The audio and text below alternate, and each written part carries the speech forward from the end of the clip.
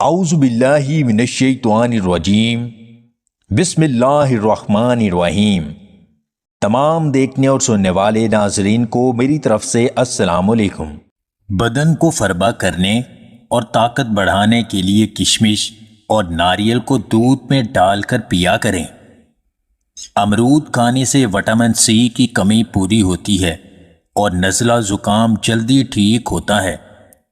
گرم دودھ میں دیسی گھی ملا کر پینے سے پیشاب کی جلن اور درد ختم ہو جاتا ہے۔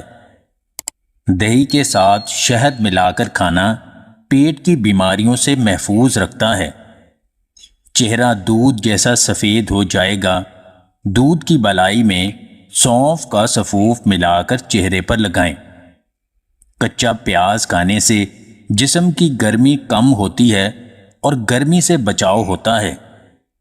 اگر رات کو سوتے وقت 1 یا 2 سنترے کھا لیے جائیں تو کبھی قبض نہیں ہوگی۔ سونف اور چھوٹی الائچی کو ملا کر کھانے سے چہرے پر موجود داغ دھبے ختم ہو جاتے ہیں۔ دودھ کے ساتھ اجوائن کھانے سے پیٹ ہمیشہ فٹ رہتا ہے۔ گنٹھیا کے مریض ادرک کا پیسٹ بنا کر چاٹ لیا کریں، ان کے لیے بہترین علاج ہے۔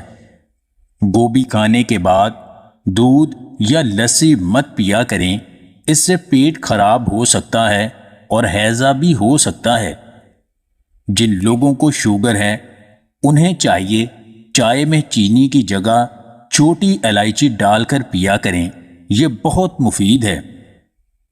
خوشی اس میں نہیں کہ تم ہر چیز کے مالک بن جاؤ، بلکہ خوشی تو اس میں ہے کہ تم کسی چیز کے حاصل کرنے یا کسی مقصد کو پانے کی کوشش کرو اور پھر اس میں کامیاب ہو جاؤ۔